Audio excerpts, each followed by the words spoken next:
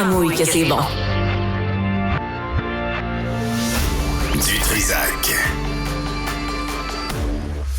Bon, là, moi, j'ai besoin qu'on m'explique ce qui se passe. Là. Il y a encore un procès avec entre Apple. Il y en a eu un entre Apple et Epic. Et Epic Games, c'est ceux qui font Fortnite. Si vous avez des enfants, des ados, vous savez de quoi je parle.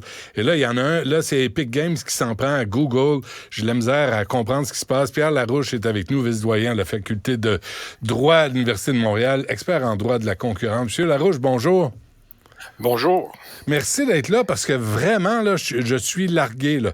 Qu'est-ce qui se passe? Là? Tout le monde s'en prend à Google, là, cette pauvre compagnie victime.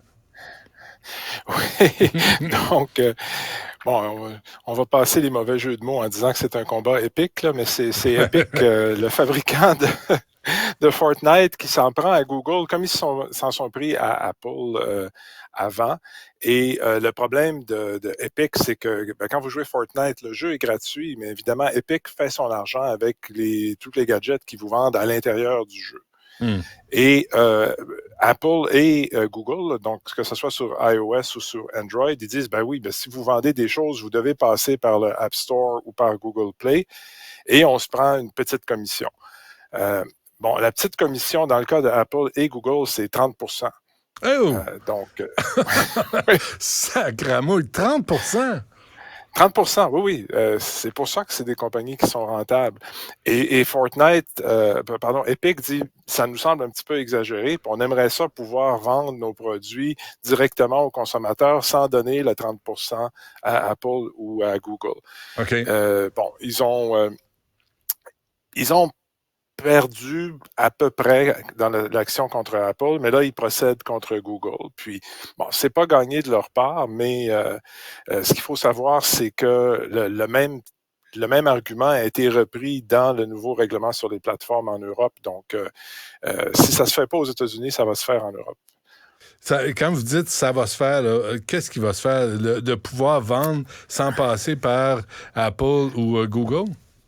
C'est ça. Donc, on va cesser d'empêcher Epic Games de dire dans Fortnite, mais si vous voulez acheter toutes sortes de choses, vous pouvez aller à l'extérieur. Vous pouvez passer par un canal parallèle.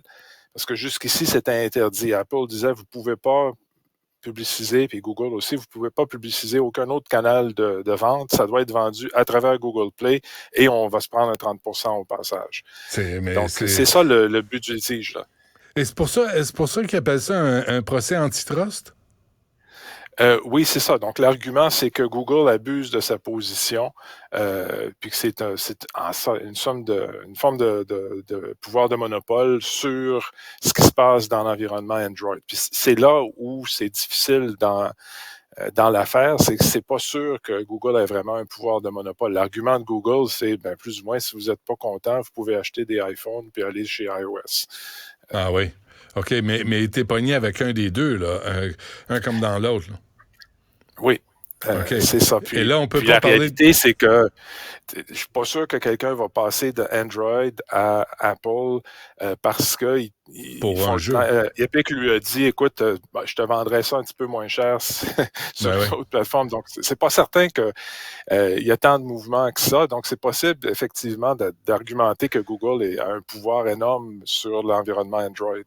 OK, mais est-ce qu'on peut parler de collusion? Il n'y a pas... Je suis sûr que Apple et Google ne se sont pas parlé là-dessus, mais ils se sont observés. Hein. Si un fait 30%, l'autre va demander 30% aussi. Par hasard. Par hasard, oui. Oui. Mais quand est-ce qu'on peut parler de collusion? Parce que là, c'est clair que si les deux chargent le même pourcentage, puis les deux sont les deux plateformes par lesquelles on doit passer, c'est sûr qu'il y a eu une entente quelconque, tacite ou non? Oui, c'est ça. Le problème, c'est que c'est tacite, c'est-à-dire que les deux savent très bien ce que l'autre fait, puis il n'y a pas d'intérêt, je veux dire, il n'y a aucun intérêt pour Apple à dire, écoutez, moi, je vais descendre à 25% parce que je vais aller chercher du marché chez Google. Ils savent que Google va descendre à 25%, puis bon, les deux entreprises vont juste avoir perdu de l'argent, là. Donc, c'est une situation qui est très, très stable. Oui, mais M. Larouche, quand il y a des entreprises comme ça, là, qui sont si puissantes, si géantes, si énormes, et qui se partagent un marché monumental comme ça, c'est pas bon pour les consommateurs, là. C'est à nos détriments. Oui, c'est l'essence de l'argument dans les affaires contre Google, Amazon, Facebook aux États-Unis. Puis il y a les affaires parallèles en Europe, il y en a quelques-unes au Canada aussi. C'est ça, c'est que l'entreprise est trop puissante, puis elle oublie sa vocation. C'est toujours le même argument, c'est que c'est des entreprises qui ont changé. Elles étaient bonnes pour le consommateur il y a 20 ans, 25 ans, parce que c'était des jeunes pousses, puis ils étaient agressifs, puis tout ça. Puis Ouais. Amazon, il y a 20 ans, c'était bon. Là. Ça a bien changé des choses dans le paysage du détail. Google aussi, le moteur de recherche, tout le monde l'adore. Mais maintenant, les compagnies sont un petit peu plus endormies sur leur laurier puis cherchent à ramasser de l'argent comme elles peuvent. Là. Ouais. C'est un peu le cœur de l'argumentation. Mais là, je lisais contre Google. Là, il y a Epic Games. Il y avait Match Group, la maison mère de Tinder, puis OkCupid. Ça, j'imagine, c'est des plateformes de rencontres. Puis Oui. l'Union européenne a sanctionné Google aussi pour abus de position dominante. Est-ce qu'il y a comme un mouvement là, en réaction à Google? Euh, oui, ben c'est en réaction aux plateformes. Hein. Vous savez, c'est OK. l'acronyme GAFA là, que tout le monde Ouais. utilise. Donc, les quatre plateformes ont, disons, plutôt... ils avaient le vent dans les voiles, maintenant le vent a tourné. Là. Puis, il y a des Ah oui, vous procédures. pensez? Puis, oui, c'est clair. Toutes ces procédures-là aux États-Unis ne seraient pas ouvertes s'il n'y avait pas un soutien politique là, pour les ouvrir. Donc, Est-ce qu'on peut lier la crise des médias? Là, on a vu, là, Québécois a annoncé 547 mises à pied, Bell 1300, Chorus 250. Est-ce qu'on peut faire des liens avec ce qui se passe là, puis le contrôle des marchés par quelques plateformes, quelques entreprises, puis la crise qu'on connaît dans les médias traditionnels?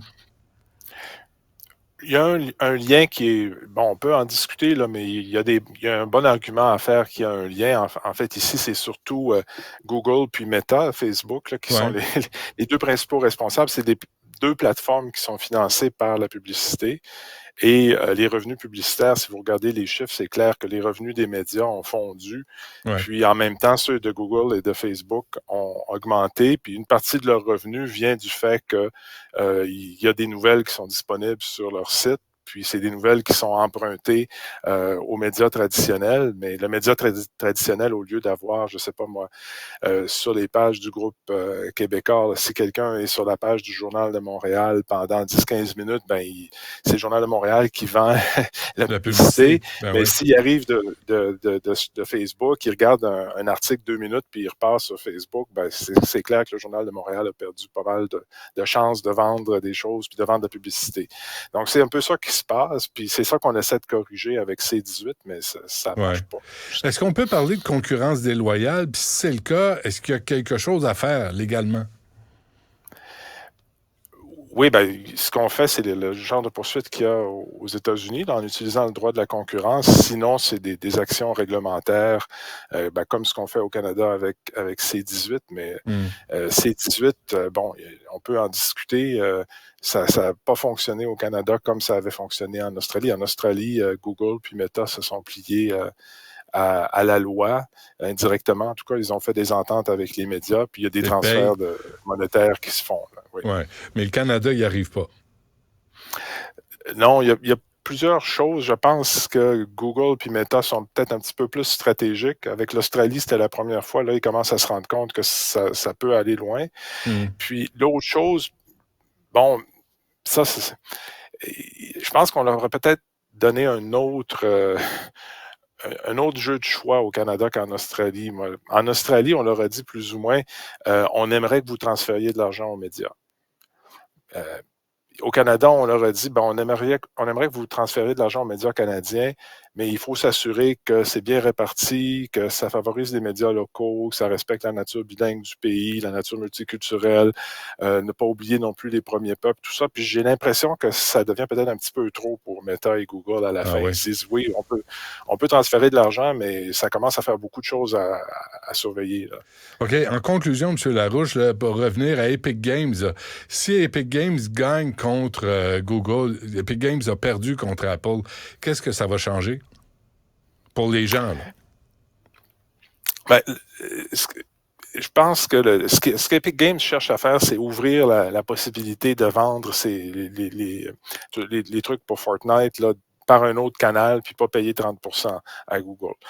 Donc, ça risque d'avoir une baisse de mener à une baisse de prix pour les consommateurs. L'autre objectif, peut-être un petit peu plus large, c'est d'essayer d'avoir de la place pour un autre endroit où on peut aller chercher les apps, un autre que Google Play ou que le Play Store, pardon, ou que le App Store dans l'environnement iOS. Puis ça, c'est le gros cheval de bataille en Europe puis aux États-Unis. Puis les entreprises résistent en disant, écoutez, il y a des questions de sécurité, il faut contrôler notre environnement. Puis là, on est en train d'aller dans le détail, de dire, ouais, mais c'est quoi vraiment le problème de sécurité? Est-ce qu'il y a moyen de le résoudre autrement qu'en ayant une seule boutique où vous prenez 30 de tout ce qui passe? Puis, il va y avoir du progrès. Ça se pourrait qu'on ait un autre endroit que Google Play où aller pour s'approvisionner. Puis là, c'est certain qu'ils ne chargeront pas 30 puis probablement que Epic va être heureux de faire affaire avec eux. Oui. Des géants, hein? C'est vraiment des géants qui sont installés, ces plateformes. Pierre Larouche de l'Université de Montréal, un gros merci. À la prochaine. De rien. Au revoir. Vous venez de vous connecter